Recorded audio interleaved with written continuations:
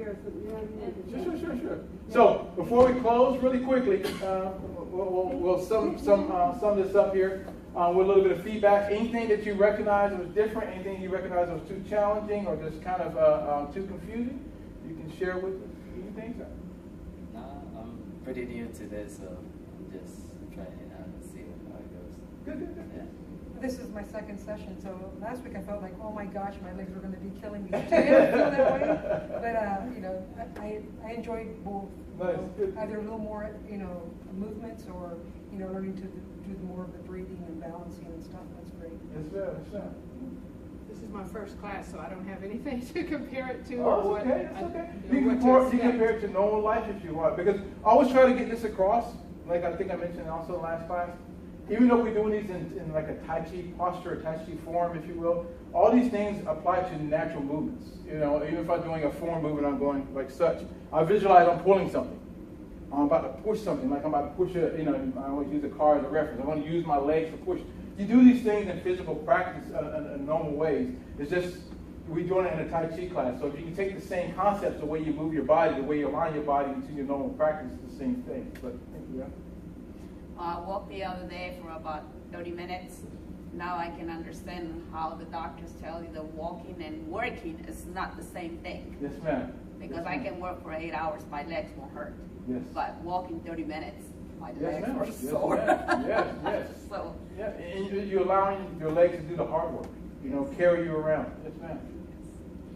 I guess I would just say to everybody that's new, I mean, I'm going on 2 years, and I was exactly where you guys are at. I mean, I still have so much to go, but I can tell you that these little things, as silly as they might be or whatever, they really do teach you to use your body correctly. You know, I'm a CNA at a nursing home, so I live patients, I use wheelchairs, and, you know, he corrected me a lot because I was hurting my knee, my back, my shoulders, my elbows, because that's, you know, so much, you know, that goes into it.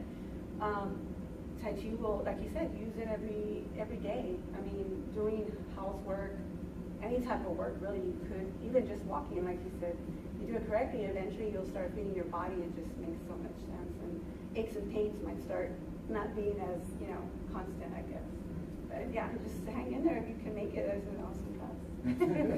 Well, I take my dog walking every day, and so the last class, there I was doing the movements, you know, down the street with my dog. So I'll take what I've learned here and use it. Yeah, good. Yes, ma'am. Excellent. I think it applies to everything, even walking your dog. Yeah. And things that you never thought that you could apply it to. But one thing I found consistently is that if I feel like I'm off balance or something is not going right, I just take a step back and go into it again. And when you're in the right position and when you're doing it right, it's easy. And everything works. It's getting into the right position to do it and having the right attitude, I guess. I'm finding balance is not strength. It's practice. Yes, sir. Yes, sir. Concentrating on what you're doing it Yes, right. sir. Yes, sir. And I'll say this, and then elaborate on your same concept about the simplicity and the challenge of it as well. Things become difficult in the mind, so it makes it the body expresses that difficulty, that uncomfort level we talked about a little bit earlier. So it's not just the physical practice, it's also the mental practice. And I always say it's 3 things are related to in the Tai Chi. They call them the 6 harmonies, but the 3 things that are apparent in that in the mental side of it. First is having a desire or the heart to do something. Then the intent is like the plan, how am I going to do it? And then the action. And I say no matter how complex or simple that is, those 3 things are the things we do. Even when we want to take out the trash, we don't want to, but eventually we have to convince ourselves, I got to take the trash out. That's the desire. You have to do it. And it's like, all right, I got to take my feet in there and go pick up the bag and take it out. So the intent may be something that's common nature, so then you do it a little bit quicker. But when the intent takes a little bit more extra work, you're a bit more apprehensive before you get into the action.